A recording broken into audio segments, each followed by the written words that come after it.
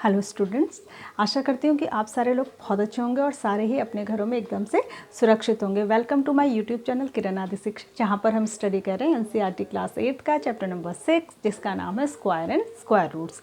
इसके 2-3 वीडियोज़ में पहले अपलोड कर चुकी हूँ। अगर आपने नहीं देखे हैं तो आप जो है चैनल को सब्सक्राइब कीजिए, वहाँ पर 8th क्लास की प्लेलिस्ट में जाइए, वहाँ पर आपको सारे प्रीवियस वीडियोज़ देखने को मिल जाएंगे। इसके अलावा वहाँ पर आपको इससे पहले के 5 चैप्टर्स की भी वीडियोज़ मिल जाएंगी और क्लास 6 to 10th की भी सारी क्लासेस की जो है मैथ्स की वीडियोस मिल जाएंगी। तो आप आसानी से अपने घर में लॉकडाउन में बैठकर तैयारी कर सकते हैं। इसके लिए आप चैनल को सब्सक्राइब कर सकते हैं। तो हम आगे बढ़ते हैं। इसमें हम कर रहे थे 6.1 के 5 क्वेश्चन हमने डिस्कस कर लिए थे और 6 क्वेश्चन हम डिस्कस करने वाले थे। ये 6 क्वेश्चन है। यहाँ पर एक पैटर्न दिया गया है और ये कह रहा है कि इस पैटर्न को कंप्लीट करिए। इसने यहाँ पर साइड में राइट साइड पे 2 हिंट भी इसके लिए दिए हैं। इसने बोला है कि जो तीसरा नंबर है वो पहले दोनों नंबरों से रिलेटेड है और जो चौथा नंबर है वो थर्ड नंबर से रिलेटेड है। ठीक है, तो आपको पहचानना है कि किस तरीके से रिलेटेड है और उसके बाद आपको इसको सॉल्व करना है। तो आपको दिख रहा होगा, देखिए 2 यहाँ पे देखिए, हम देखेंगे कैसे रिलेटेड। 2 1 जा 2, 3 2 जा 6, 4 3 जा 12। तो यानी कि जो थर्ड नंबर है वो इन दोनों के बेस नंबर का मल्टीप्लाई, तो 5 4 जा यहाँ पर आ जाएगा 20 का स्क्वायर। फिर इसने कहा कि फोर्थ नंबर जो है वो थर्ड से रिलेटेड। देखिए ये वाला नंबर इससे एक ज़्यादा है, ये इससे एक ज़्यादा, मतलब एक एक नंबर ज़्यादा है। यहाँ पे 20 है तो यहाँ 21 है, तो इस तरीके से ये है। ठीक है, ये भी फिल नहीं था, देख लीजिए यहाँ पर भी ब्लैंक था। तो यहाँ पर 30 आया है तो इन दोनों का मल्टीपल 30 आना है। तो यहाँ पर 5 है तो 5 6 या 30, तो यहाँ पे 6 का स्क्वायर आ जाएगा। और इसी तरीके से 7 6 या 42 का स्क्वायर यहाँ आ जाएगा और यहाँ इससे एक ज़्यादा यानी कि 43 का स्क्वायर आ जाएगा। ठीक है, तो इस तरीके से हम जो है पैटर्न को देखकर पहचान सकते हैं और सॉल्व करने की आवश्यकता नहीं है। बिना सॉल्व करे भी सिर्फ पैटर्न को देखकर भी हम पता लगा सकते हैं कि क्वेश्चन में अगली टर्म क्या आएगी आगे इस तरीके। उसके बाद 7 है without adding find the sum. Without adding find the sum. ठीक है, 7th क्वेश्चन है without adding find the sum. ठीक है, तो मैंने आपको बताया था कि जो कोई भी स्क्वायर नंबर होता है ना, वो जितने का भी स्क्वायर होता है वो अपने से पहले वाले उतने ही सीक्वेंटली उतने ही ऑड नंबर का सम होता है। जैसे यहाँ पर पहला दिया है, मैं आपको समझाती हूँ। 1 + 3 + 5 + 7 + 9 और हमको बताना है बिना ऐड करे ये कितना होगा। ये 25 होगा। कैसे? क्योंकि ये कितने नंबर है, 1 2 3 4 5, तो ये 5 का स्क्वायर होगा यानी कि 25। यानी कि किसी भी स्क्वायर नंबर को अपने जितने का भी वो स्क्वायर होता है उतने ही लगातार 1 से लेके उतने ही ऑड नंबर का वो सम भी होता है। ठीक है, तो सारे क्वेश्चन इसी तरीके से हैं। सेकंड वाला जो है उसमें है आपको 19 तक दे रखा है। 1 इस तरीके से दे रखा है, 1 + 3 + 5 + 7 + 9 + 11 + 13 + 15 + 17 + 19। अब इसको ऐड करे बिना बताना है तो गिन लीजिए 1 2 3 4 5 6 7 8 9 10। तो ये 10 का स्क्वायर यानी कि 100 होगा इसका सम। ठीक है, इनको ऐड करके 100 आएगा। ठीक है, उसके बाद अगले वाले में 23 तक आपको दे रखा है।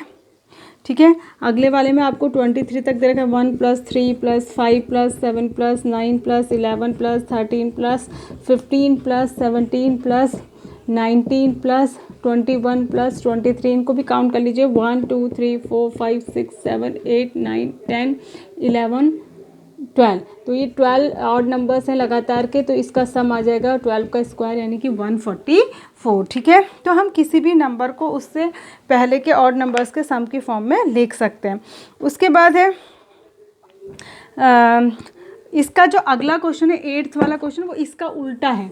वहाँ पर नंबर दिया है और इसको ऑड नंबर्स के सम के फॉर्म में लिखना है। ये कह रहा है express the 49 as the sum of 7 odd numbers. ठीक है, 49 किसका स्क्वायर होता है, 7 का। तो ये अपने से पहले के 7 ऑड नंबर्स का सम होगा। 1 3 लगातार वाले लिखने, ऑड जितने होते हैं 9 11 + 13, इनका सम होगा ये 1 2 3 4 5 6 7 नंबर जो होंगे, जो 7 लगातार ऑड नंबर्स होते हैं उनका सम 49 होगा। ठीक है, और इसी तरीके से 121 दिया है। तो 121 हमें पता होता है 11 का स्क्वायर होता है। तो ये शुरू से 1 से लेकर 11 ऑड नंबर्स का सम होगा ये। ठीक है,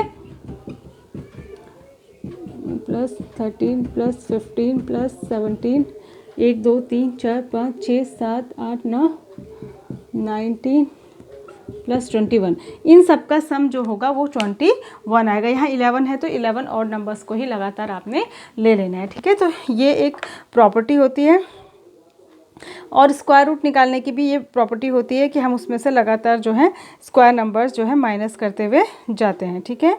तो ये था। अब हम लास्ट क्वेश्चन पे आते हैं। How many number lies between the square of the following number, in numbers के स्क्वायर के बीच में कितने नंबर लाई करेंगे, ठीक है। मैं आपको दिखाती हूँ, कहाँ गया क्वेश्चन, एक हो गया, एक्चुअली बुक है नहीं, 1 minute. How many square numbers, ये रहा 12 और 13, ठीक है। इन दोनों नंबर्स के बीच में कितने नंबर्स आएंगे पूछ रहा है, ठीक है। इन दोनों के स्क्वायर के बीच में 12 के और 13 के स्क्वायर के बीच में कितने नंबर आएंगे। ये अगर n है तो ये n+1 है और मैंने बताया था आपको इनके बीच में 2n के बराबर नंबर आते हैं। तो n क्या है 12, यानी कि 2 × 12, यानी कि इन दोनों के स्क्वायर के बीच में कितने नंबर आएंगे, 24 नंबर आएंगे, ठीक है। अगला है इसी का सेकंड है 25 और 26, तो ये n हुआ और ये n+1 हुआ, ठीक है। तो इनके बीच में कितने नंबर आएंगे, 2n, n क्या है 25, तो 2 × 25 यानी कि 50 जो नंबर्स होंगे वो इन दोनों के स्क्वायर्स के बीच में 50 नंबर्स आएंगे। अगला है थर्ड वाला इसका 99 और 100, तो यहाँ पर n ये हुआ ना, n ये हुआ n+1, तो 2 × n यानी कि 2 × 99, 198 नंबर्स ऐसे होंगे जो 99 के स्क्वायर और 100 के स्क्वायर के बीच में आएंगे, ठीक है। आई होप कि आप इसको समझे होंगे।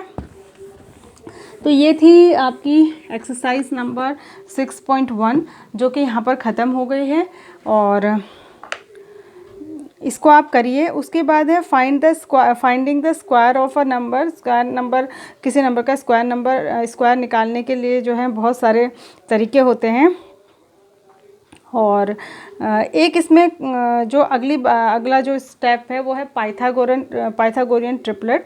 तो पाइथागोरियन ट्रिपलेट जो है मैं आपको आगे बताऊंगी, ठीक है। और इसमें एक तरीका तो ये होता है, जैसे एक एग्जांपल है स्क्वायर निकालने का। स्क्वायर अगर आपको किसी नंबर, जैसे आपको 23 का स्क्वायर फाइंड करना है, ठीक है, आपको क्या करना है 23 का स्क्वायर फाइंड करना है। तो आप क्या करेंगे, 23 का स्क्वायर फाइंड करना है। तो 23 का स्क्वायर का मतलब हो गया 20 + 3 का स्क्वायर, ठीक है।